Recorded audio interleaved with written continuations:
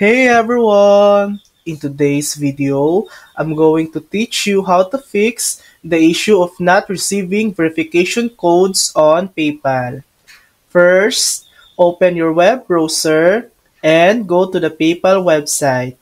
Head to the top right corner of the page, click the login button to proceed to the login screen. Enter your credentials as usual. But if you're not receiving the verification code via text or WhatsApp, here's what to do next. Click the PayPal logo on the top left to return to the home page. Look for the gear icon to open settings. Once inside, click on Account Settings. Scroll down to the Phone Numbers section. Click it to manage your linked numbers. Here's what to look for. Is your number correct? Are there missing digits or a wrong country code? Is the number capable of receiving SMS or WhatsApp messages?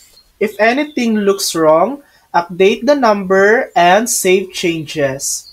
Go back to the login page. Choose your updated number to receive the code. You should now receive your verification code without any issue. And that's it.